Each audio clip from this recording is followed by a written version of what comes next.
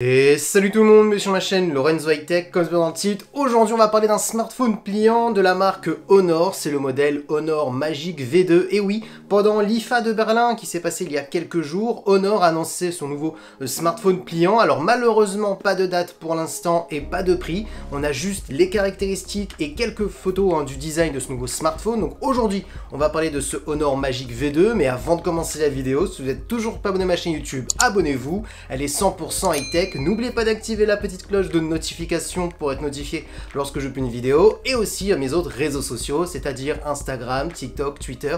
Tous les liens seront en bas dans la description. Maintenant, commençons par le design. Alors par rapport au précédent smartphone pliant de Honor, pas de gros changements en termes de design. On est toujours sur un très beau smartphone pliant. Il joue énormément sur la finesse parce que il est extrêmement fin, comme vous pouvez le voir sur les photos. Alors bien entendu, j'ai pas 36 000 photos parce qu'il y a eu, c'est vraiment une petite annonce avec quelques caractéristiques, mais on n'a pas eu de prix, pas de date de lancement. Donc voilà, c'est vraiment une annonce comme ça qui a été faite à l'annonce de l'IFA. Donc du coup, en termes de design, il fait toujours très premium, très joli. Il n'y a rien à dire. On va commencer maintenant par les caractéristiques du premier écran. Donc lorsque le smartphone est fermé, donc l'écran en externe, on est sur une diagonale de 6,43 pouces avec une résolution de 2343 x 1060. On a ensuite un écran AMOLED accompagné par un taux de rafraîchissement de 120 Hz, pas un 100 Hz classique, on est sur un 100 Hz adaptatif, tout simplement parce qu'on est sur une dalle LTPO. Vous connaissez tous l'avantage des dalles LTPO, ça va consommer beaucoup moins d'énergie par rapport à un 100 Hz classique. Ensuite, concernant le deuxième écran, donc l'écran en interne, lorsque vous dépliez le smartphone,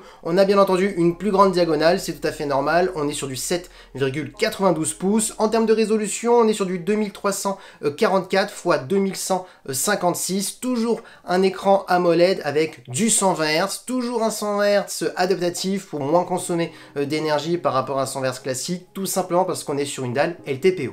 Et concernant la caméra frontale, on est sur du 16 mégapixels. Donc tout de suite, ce qu'on peut dire sur ce Honor Magic V2 concernant les deux écrans, c'est qu'on est sur les dernières technologies du moment. Quand vous regardez la résolution, quand vous regardez l'écran AMOLED accompagné par un taux de rafraîchissement de 120 Hz, en plus on a du 100 Hz adaptatif avec une dalle LTPO. Tous les smartphones pliants actuellement ne mettent pas du 100 Hz adaptatif sur l'écran externe et l'écran interne. Là, Honor n'a pas réfléchi, ils ont mis le meilleur sur les deux écrans. Donc tout de suite, ce qu'on peut dire au premier abord par rapport aux écrans, c'est qu'on est pour l'instant sur des excellents écrans. Maintenant, parlons de la partie photo, une partie que Honor n'a pas délaissée vu les caractéristiques, et surtout, on va pas se le cacher, Honor, avant, c'était une marque qui était très connue dans le domaine de la photo, parce que Honor et Huawei travaillaient ensemble, donc du coup, il y avait le savoir-faire de Huawei un petit peu chez la marque de Honor. Maintenant, bien entendu, vous le savez tous, Honor et Huawei, c'est deux entités différentes maintenant, ça n'appartient plus à Huawei vu tous les problèmes qu'il y a eu, vous connaissez la suite, mais on va pas se le cacher, il garde encore le savoir-faire au niveau du domaine de la photo, on le sait tous. Maintenant, on va commencer par le premier capteur de ce Honor Magic V2. On est sur un capteur principal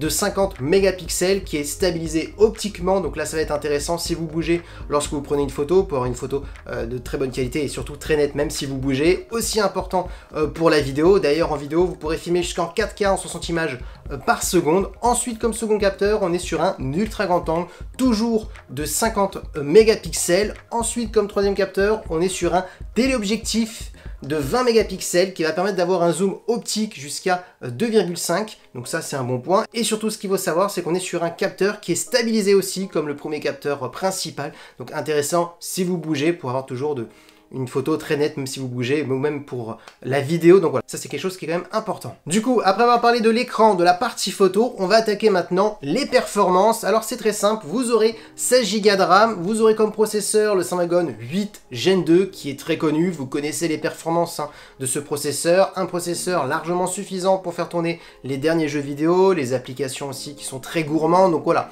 Aucun souci pour faire tout tourner. Alors bien entendu, peut-être que certains vont me dire, ah dommage qu'ils n'ont pas attendu le Snapdragon 8 Gen 3 pour avoir le tout dernier processeur qui va sortir d'ici quelques semaines. Ils ont préféré mettre le Snapdragon 8 Gen 2, un peu comme Xiaomi pour le Xiaomi Mix Fold 3. Peut-être pour baisser aussi le coût du smartphone, même si je vous le dis dans cette vidéo, je ne connais pas encore le prix, personne ne connaît le prix, parce qu'il n'y a pas de date de lancement qui a été encore donnée, et ni de prix. Donc peut-être que le prix justifiera peut-être ce processeur, mais qui reste un très bon processeur. Ensuite, en termes de stockage, vous aurez 3 stockages, 256, 512 ou 1 TO, donc ça vous laisse largement le choix. En termes de batterie, on est sur une grosse batterie de 5000 mAh avec de la recharge ultra rapide de 67 watts.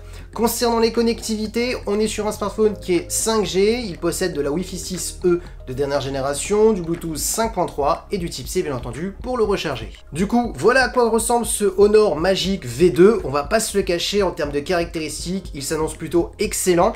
Pourquoi je voulais vous en parler? Tout simplement parce que Honor a annoncé ce Honor Magic V2 pendant l'annonce de l'IFA et ce qu'ils ont laissé supposer, c'est que ce Honor pourrait sortir sur le marché européen et donc du coup en France, et ça pourrait peut-être être vraiment le gros concurrent à Samsung pour le dernier Samsung Galaxy Fold 5. Donc maintenant, il n'y a plus qu'à attendre pour voir si vraiment il arrive sur le marché européen, pour voir s'il va réussir à titiller un petit peu Samsung, parce que pour nous, ce qui est intéressant en tant que consommateur, c'est d'avoir de la concurrence pour avoir deux marques qui se battent en termes de technologie et aussi en termes de prix pour faire baisser le coût des smartphones et des smartphones surtout pliants qui restent encore des prix très élevés. Donc dites-moi en commentaire ce que vous en pensez de ce Honor Magic V2, même si vous ne connaissez pas encore la date de sortie et le prix. Dites-moi à quel prix vous seriez intéressé d'acheter ce nouveau smartphone. Donc dites-moi tout ça en commentaire.